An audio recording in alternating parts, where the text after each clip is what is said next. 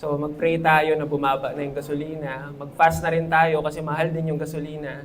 So, kumbaga all the more, di ba, na we are to pray at this very moment with all of the things that are happening in the world. And di natin alam, di ba, where is this going. But ultimately, we know the ending. Di ba? And for us as believers, dapat meron tayong heart of anticipation. Diba? The return of Jesus Christ. This should be at the very heart of every believer. So, kung ito would be to the culmination of what's going to happen soon, then amen, hallelujah. But while we wait, what we do is to get ready. While we wait, what we do is to study His Word and continue to do the work here on earth. Magnify His glory to prepare for His coming kingdom. Amen? Amen. So, last week po, ang preaching ko was about the prayer ambassador of God. And I highlighted na tayo ang prayer ambassador ng Panginoon. At we were sent here to exercise God's authority and His will. So, binigay ko ng example doon yung ambassador ng Amerika na pumupunta dito sa Pilipinas para to represent yung administration ng kanyang bansa. So, the ambassador, sinabi ko, na he has the access to the authority to his current administration. He has access to request for anything na kakailanganin niya para to fulfill his role here in the Philippines. The ambassador's main purpose is for foreign relations. So the ambassador was sent here to strengthen the relationship between the United States and the Philippines. Tayo din, as ambassadors of God, that is the very same role that we have. Tayo yung nagbe-bridge sa mga taong hindi pa naligtas at sa Panginoon and even to our fellow believers na mas lalo pang lumapit sa Panginoon. So the authority, just like the ambassador of the United States, it's not ours. We were only granted access to that authority. The ambassador only has the power to make such request as long as hinahawakan niya yung posisyon na yun. The moment na palitan siya, wala na siyang authority. Kasi hindi naman talaga yun sa kanya in the first place. So tingnan natin yung Matthew chapter 8 verse 18 to 19. Sabi ni Jesus Christ, "All authority in heaven and on earth has been given to me. Go therefore and make disciples of all nations, baptizing them in the name of the Father, the Son, and the Holy Spirit." So kung titingnan mo sa passage na to, sino nag-hold ng authority? It is Jesus Christ. Hindi natin pag-aari yung authority, binigyan niya lang tayo ng access sa authority niya. So, pag mag-pray tayo kay Lord, sabihin mo, "Lord, kailangan ko po to. Kailangan po to ng kapatid ko." What we are saying, when we say in Jesus' name, we are saying na, "Lord, ginagamit ko po yung authority ng anak niyo na si Jesucristo. Ginagamit ko po ang right niya upang dinggin niyo yung mga dinadasal ko." So number one, hindi natin pag-aari yung authority na dala-dala natin sa mundong ito. It is not our authority. Number two, an ambassador, hindi rin natin will yung dinadala natin. The appeals, yung pagsamo natin, yung ginagawa natin, hindi sa atin yon. Yung mga request na hinihingi natin, this is not ours. The prayers that we are making all came from God. And we will see this in 2 Corinthians 5:20. It says there, "We are the ambassadors for Christ, as though God were making an appeal through us. We beg you on behalf of Christ, be reconciled to God." So tayo, ginagamit tayo ng instrumento ng Diyos Ama upang idasal ang dasal niya. And we will only be able to do our function, sabi dito, if we are reconciled to God. Meaning, dapat naka-align tayo sa Diyos. Kailangan parehas tayo ng isip niya, Parehas tayo sa plano niya, parehas tayo ng puso para maidasal natin yung katulad ng dasal na dinadasal ng Diyos para sa atin. So how do we do this? Can you go to the next slide? Ayan. That's a picture, di ba? Na ginagamit tayo ng Diyos. Ang dasal ng Panginoon, ang Diyos Ama, ginagamit tayo para tayo ang magsalita dito sa mundong ito. So how do we do this? So sabi sa 2 Corinthians verse 3 to 18, as we look in the mirror, dapat nakikita natin yung glory ng Panginoon. Nakikita mo kung sino siya sa'yo. But you will also see here, sa 2 Corinthians 3:18, that we are undergoing transformation. The Word of God and the Holy Spirit will help us do this. Pero tayo rin, we are to participate in this transformation. The Word of God will do its job, the Holy Spirit will do its job, but we also need to participate through the renewal of our minds. Sabi sa Romans 12:2, do not be conformed to this world, but be transformed by the renewing of your minds, so that you may prove what the will of God is, that which is good and acceptable and perfect. So para magamit natin ang authority na pinapagamit sa atin ng Panginoon, as ambassadors, kailangan natin nakatune in or nakakalibrate according sa imahe niya. Para, sabi dito, mapatunayan mo ang will ng Panginoon, so that you may prove what the will of God is. So kung kailangan natin mapatunayan yung will ng Panginoon, ibig sabihin, kailangan natin ma-display ang will ng Panginoon sa buhay natin. So my preaching this afternoon, this is entitled, The Authority of the Prayer Ambassador of Christ. So my first point is the access to the authority. Sabi sa Ephesians chapter 2 verse 18, for through Him, we both have our access in one Spirit to the Father.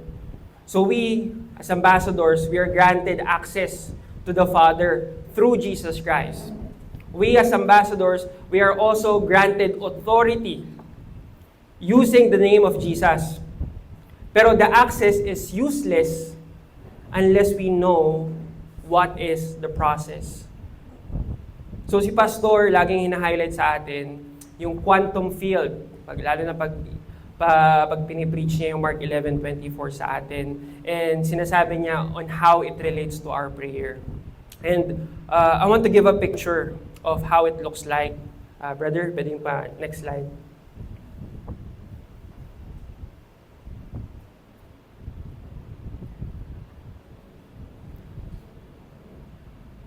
Nawala pala yung slide. Can you go to the next? Ayan. Ayan. So, hindi ko kayang ma-explain siya ng malalim. Sobrang madetalye kasi yung sa quantum field. Pero in a layman's understanding, sinasabi doon, there are several layers of reality that's happening right now sa mundo na hindi kayang makita ng naked eye. So, para lang makita mo yung mga bagay na yon sa quantum field, kailangan mo ng mga scientific instrument. So probably yung microscope o yung mas malalim pa ng mga instrumento para makita mo yung mga deeper layers na nangyayari sa world natin. So of course, itinuro sa atin ng elementary, may matter, may atom, may proton, may neutron. Sa quantum field, meron ding mga terms na ginagamit na vibration, frequency, and then the field. So kung itry natin i-relate yung quantum field sa Christian understanding, basically what it is saying is that everything in creation has frequency. Tayo, mga tao, meron din tayo mga specific na frequency. So God also operates at a certain frequency. At siya lang yung nag-iisa na yung frequency niya, lahat ng creation, magre-responde. Kaya niyang i-disrupt yung normal operation ng kahit anong object sa mundo. So sa Matthew chapter 8 verse 26 to 27, bro, balikan mo. So then he said to them, "Why are you afraid, you people of little faith?" Then he got up, he He rebuked the winds and the sea, and it became perfectly calm. So, the frequency of God allows nature to obey God. The men were amazed and said, "What kind of a man is this, that even the winds and the sea obey him?" So yung mga angels, mga tao, lahat sa creation, they will respond to the frequency of God. So doon, sa pag-respond sa frequency, meron tinatawag na frequency resonance. So next slide. So may example dyan sa frequency resonance na pag gumawa ka ng vibration sa isang object, tapos ang isang object parehas ng frequency, ang mangyayari, pag ito mag-spread to ng vibration at tumama sa katabing object, magbabibrate siya. Bakit siya magbabibrate? Kasi parehas ng frequency. Yun yung frequency resonance. So, sa frequency, tanging sa Panginoon lang ang unique na frequency kasi sa Kanya lang sumusunod yung lahat. Magbigay pa tayo ng example. Sa Luke chapter 4 verse 39. And standing over her, He rebuked that fever. And it left her, and she immediately got up and began serving them. Mark 1 verse 25 to 27. And Jesus rebuked him, saying, "Be quiet and come out of him." So he rebuked the fever, and he can also rebuke the demons. Next illustration. Yan. So the frequency, ang nagre-represent, ang nire-represent ng frequency is the image ng Panginoon. That is the glory of God. And then the vibration represents the command ng Panginoon, yung will ng Panginoon, and this is supposed to be initiated by our prayer. So we, as ambassadors, again, are granted access to the same authority na meron si Jesus through our prayer. Pero yung prayer natin will only be effective if we are in the right frequency. So yung mga prayers natin, in the form of vibration, kahit ilang beses ka pang mag-pray, kahit katulad yan dito, if you don't have the right frequency, kahit ilang tapik mo pa dyan sa baso, but your frequency is not in line with God, yung mga prayers mo, hindi pumapasok sa Panginoon. Hindi nagre-respond ang Panginoon sa iyo because you're not in tune with the same frequency as He has. But if you are aligned with God, katulad dito sa kaliwa, parehas kayo ng frequency, your prayer, the vibration that you said, God responds to it. So yan yung quantum field na sinasabi sa atin ni Pastor. So your prayers are not working because you are not tuned in. So that's for our access. And the reason that we're not able to exercise yung authority natin because we are not in alignment sa Panginoon. Disaligned yung frequency natin. And what is the proof ng disalignment natin? How do we know if we are not aligned with God? Basahin natin yung John 15:5. I am the vine, and you are the branches. The one who remains in me, and I in him, bears much fruit. For apart from me, you can do nothing. So kung walang fruit na nakikita sa'yo, then it means you are not aligned with Him. Kung kaunti lang yung fruit, it means hindi ka totally aligned sa Kanya. Kasi sinasabi niya dito, He says here, if you are abiding in me, you should be bearing much fruit.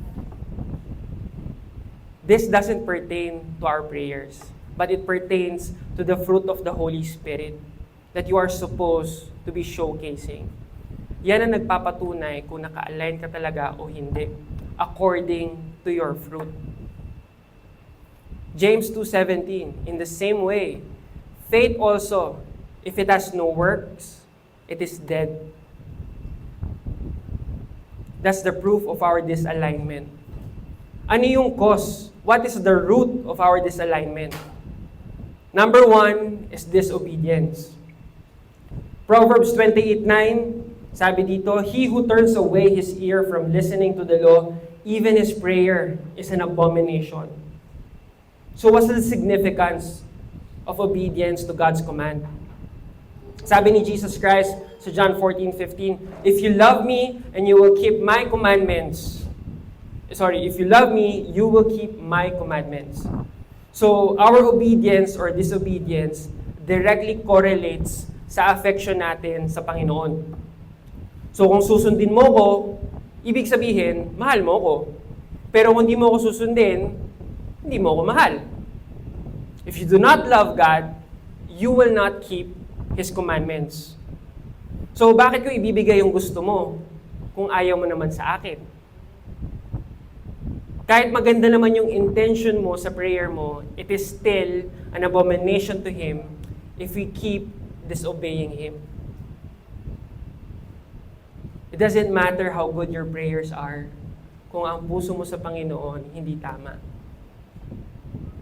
Pero makikita mo yung kung sabihin mo sa Lord, Lord, ginagawa ko naman yung 9 commandments mo.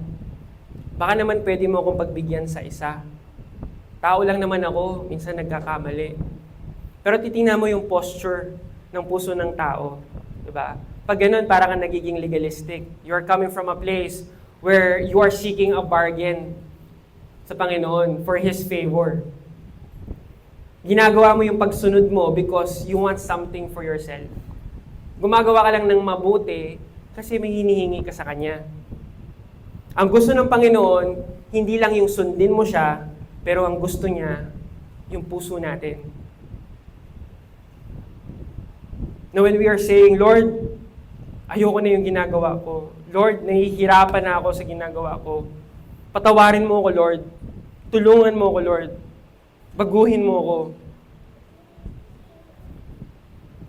Yung pagsunod mo sa utos, if you love God, it naturally flows to you. Kasi yung pagmamahal mo sa Kanya, genuine. Hindi mo fino-force yung sarili mo na sundin siya kasi yung love mo sa Panginoon will give you a real burden to obey Him. And yes, magkakamali pa rin tayo, but the main difference is, you will. Ibig sabihin ng will is the desire behind that effort to obey Him. Gusto mong sundin siya, and later on, elaborate ko about obedience. So number 2, the root of our disalignment is our iniquity. Psalm 66 verse 18, if I regard iniquity in my heart, the Lord will not hear me. So this is another root of misalignment. So these are so there are matters in our lives na hindi sa atin malinaw, na kasalanan na pala. Kasi may mga nabuo na tayong mga dahilan para i-justify yung ginagawa natin. Kasalanan siya, pero blurred na sa mata ng mga gumagawa. So katulad sa Psalms 19:12, sabi ni David, who can discern his errors? Lord, acquit me of hidden faults. So this hidden fault, it's equivalent to iniquity. And this message was written by King David, na siya rin, nag-suffer siya sa mga hidden faults niya. There was a time na kailangan pa siyang i-confront ni Prophet Nathan. Kasi at that point, hindi niya na nakikita yung kasalanan niya. Kinonfront siya ni Nathan na, David, hindi mo ba alam ang ginawa mo? You killed your soldier Uriah, and then you committed this abomination by taking Bathsheba. So, paano na-form yung iniquity? So, in this passage, na susunod na papakita ko, it will show that when you are not guarded by the Word of God, that is when iniquity happens. So, sa 2 Samuel 11:1-2. So, in this time, this is the time that usually the kings would join his army to fight in battle. Pero dito sa moment na to, sabi, but David stayed in Jerusalem. He did not do his duty. Now when the evening came, David arose from his bed and walked around on the roof of the king's house. And from the roof, he saw a woman bathing, and the woman was very beautiful in appearance. So David, at that moment, he wasn't aligned with God. In fact, dito sa passage makikita mo, yun nga, hindi na nga siya hindi niya na ginagawa yung duty niya as king because he was supposed to be joining the battle. So for a time, nag-drift away ng kaunti si David sa salita ng Diyos. At yun yung naging foothold sa kanya ng kalaban. He wasn't putting on the full armor of God. Let's open Ephesians 6:11. Put on the full armor of God so that you will be able to stand firm against the scheme of the devil. So what is the full armor of God? Next slide. Sabi dito, it is the belt of truth, breastplate of righteousness, shoes of the gospel of peace, shield of faith, helmet of salvation, and sword of the Spirit. But you will notice here that 3 times sinabi dito, this pertains to the Word of God. The belt of truth, it's the Word of God. The gospel is the Word of God. The sword of the Spirit, sabi doon, it's the Word of God. We need this. And if we don't have this, we will fall trap sa mga schemes ni Satan. At yung schemes na sinasabi dito, these are the deceptions na pinapasok sa utak natin ng kalaban, which would eventually become iniquities. If we don't have the Word of God with us to shield us. And number 3, the wrong motives. Sabi sa James 4:3, you ask and do not receive because you ask with wrong motives, so that you may spend it on your pleasures. We are disaligned with God because our motives are contrary to His motives. Lahat tayo, we need to undergo mind transformation. Kasi our mind is in the wrong state. Sabi sa Romans 8:7-8, because the mind set on the flesh is hostile towards God. For it does not subject itself to the law of God, for it is not even able to do so. And those who are in the flesh cannot please God. So yung manner of thinking natin is according sa influence ng mundo. Sa influence ng sarili nating flesh, na sinasabi sa Ephesians 4:22, it is corrupted through deceit, sa mga kasinungalingan. So puno-puno ng deception ng mga utak natin, at hindi siya mabura-bura kasi hindi tayo nagme-meditate sa word ng Panginoon. Hindi natin ina-access what's available with us. Let's read Corinthians chapter 2, verse 16. For who has known the mind of the Lord that He will instruct him? But we have the mind of Christ. So we have the mind of Christ, pero katulad ng authority, walang use ang authority natin kung hindi natin alam kung paano siya gamitin. Makikita mo lahat ng disalignment has something to do with the Word of God. Either kulang ka sa Word, or hindi ka nagbababad sa Word, or wala kang interest na basahin ang Word. And then finally, the third point is the alignment. So sabi ko kanina about authority, the access is useless unless we know the process. And isa sa mga pinaka-crucial part ng alignment natin is understanding the fullness of God's will. So what is the will? May 3 will. There are 3 main wills ng Panginoon. So number 1, the reverence for God's glory. Isaiah 43:7 says, everyone who is called by my name, and whom I have created for my glory, whom I have formed, even whom I have made. That when the world sees us, they see the glory of God. Tayo lang at ang mga angels ang binigyan ng Panginoon ng freedom to choose whether to worship Him or not. Pero lahat ng creation, they point to the glory of God. Let's open Psalms 19 verse 1. The heavens are telling of the glory of God, and their expanse is declaring the work of His hands. And second of His will, the redemption and the restoration of His creation. So sa Genesis 1, sinasabi dito that we are created in the image of God. And we were made to rule with God. And then sa Romans 8:29, sabi dito, for those whom He foreknew, He also predestined to be conformed to the image of His Son, so that He would be the firstborn among many brothers and sisters.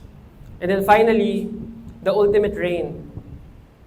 So kanina nga sinabi sa Genesis chapter 1, that we were created for the purpose of reigning with Him. And His ultimate plan is later on, in the millennial kingdom, that we are also to reign with Him. In Revelation chapter 5 verse 10, you have made them to be a kingdom of priests to our God, and they will reign upon the earth. Revelation chapter 20 verse 6, they will be priests of God and of Christ, and will reign with Him for 1,000 years. So, lahat ng will ng Panginoon, these are all connected sa identity natin. We are created for His glory. We are created to manifest His glory. And we are created to reign with Him in glory. We are called by His name. So Kanya tayo. Pag-aari niya tayo. He has shared His glory with us so that we can be one with Him. And we align with God through the Word. So ang pinaka-challenge sa atin, lahat tayo, wala tayong desire sa salita ng Diyos. At kung meron man sa atin na, kung meron sa atin na ang struggle na basahin ng Scripture, do not worry because it's totally according to our nature, not to love the Bible. Sabi sa Romans 1:18, the wrath of God is revealed from heaven against all ungodliness and unrighteousness of people who suppress the truth in unrighteousness. So the first question that you should ask is not asking kung bakit hindi mo gusto basahin ang Bible o bakit hindi mo gusto sundin ang sinasabi ng Bible. Yung first question dapat natin, naniniwala ba ako na totoo yung laman nito? Hindi natin necessarily kailangan maintindihan siya sa simula just to make a conclusion. But with what you can gather sa isip mo, ang tanong, do you believe na it's true? Sa Hebrews 11:6 sinasabi, and without faith, it is impossible to please Him. For the one who comes to God must believe that He exists, and that He proves to be who rewards those who seek Him. So tayo, we can pray all we want, but without faith, sa salita niya, walang balay yung mga dasal natin.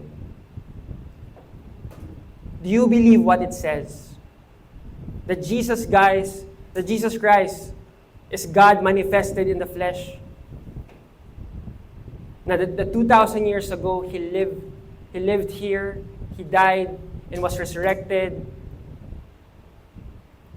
On its own, the Word of God is powerful. Kahit ang messenger nyo hindi proper, the Word itself. Sabi ni Paul, the Word of God is powerful. I am not ashamed of the gospel, for the Word is powerful unto salvation.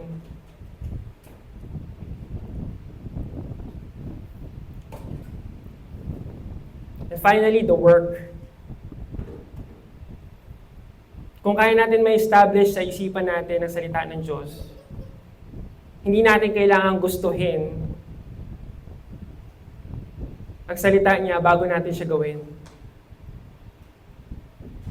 Being firm with what you know is enough at the start. Submit, and then you can obey. Sabi sa Proverbs 3, verse 5, trust in the Lord with all your heart and do not lean on your own understanding. Gagawin ko to kahit hindi ko pa siya naiintindihan. Gagawin ko to kahit hindi ko pa siya gusto. In Psalms 119 verse 36, even si David, nag-pray siya because there are times na nahihirapan siya na sundin ang salita ng Diyos. Sabi niya, incline my heart to your testimonies and not to dishonest gain. Si Jesus Christ at the Garden of Gethsemane, He was praying, He was struggling because He feared the pain. that he was going to go through. In Luke 22 verse 42, sabi niya saying, Father, if you are willing, remove this cup from me, yet not my will, but yours be done. In Hebrews 11, na-highlight doon yung faith ni Noah. For 120 years, he obeyed God. Hindi niya alam kung ano yung nangyayari. Sobrang tagal ng moment na yon, but he kept on doing and following God. Si Abraham, he offered his son Isaac. Without any question, he trusted and obeyed God's word. So if you're gonna look at their life, do you think what they did was easy? Do you think na naiintindihan nila lahat ng mga sinusunod nila sa Diyos? Their obedience was founded in faith. Obedience in what? In the Word of God. So kailan natin matututunan na mahalin ang salita ng Diyos? You've already come to the conclusion na totoo ang salita niya. You've already submitted. When will you start loving His Word? And just like with everything, you only need faith. When He says in John 17:17, sanctify them in truth, your word is truth. Maniwala ka that His words will change you. When He said in Joshua 1:8, this book of the law shall not depart from your mouth, but you shall meditate on it day and night, so that you may be careful to do according to everything that is written in it. For then you will make your way prosperous, and then you will achieve success. So believe for certain that God will be true to His promise and fulfill this in your life. In John 15:7, Jesus Christ said, if you remain in me, and my words remain in you, ask whatever you wish, and it will be done for you. Na yung if you remain in me, you believe in His words, you trust Him, and you have submitted to Him. This is abiding in Christ. And then my words in you, you obeyed and follow His commands. This is you keeping His words. And then that's the time that God will answer us. And then we rejoice. And then we will fall in love. And then we do it again. In Psalms 119 verse 47, sabi dito, and I shall delight in your commandment, which I love. Until finally, His words is no longer just a command to follow, but the word becomes your desire. It becomes your treasure. Psalms 37 verse 4, delight yourself in the Lord, and He will give you the desires of your heart. This is the complete manifestation of alignment. When it is love operating in your actions, His will becomes your will. God's desire becomes your desire. What He loves becomes what you love. You become like Him from inside out. Let's pray.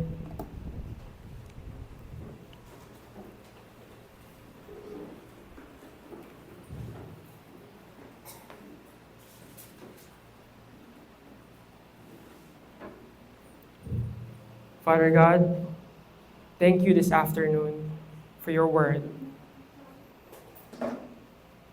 As Isaiah 40 verse 8 says, the grass withers, the flower fades, but the word of God stands forever.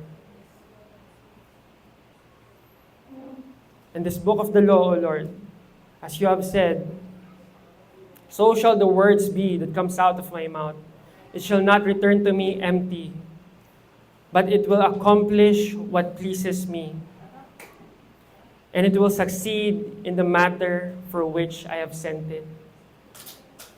No matter who the messenger is, O God, your word, O Lord, has power on its own. It's active and living and sharper than any two-edged sword, and is able to discern the hearts and intentions, the intention and thoughts of man. So God, I thank you, Father, For it is you, O Lord, who is at work in us. It is you, O Lord, who's operating in our hearts, O Lord, for us to be changed, for us to be renewed. I thank you, Father, for all of your blessing. We thank you, God, for everything. In Jesus' name we pray. Amen.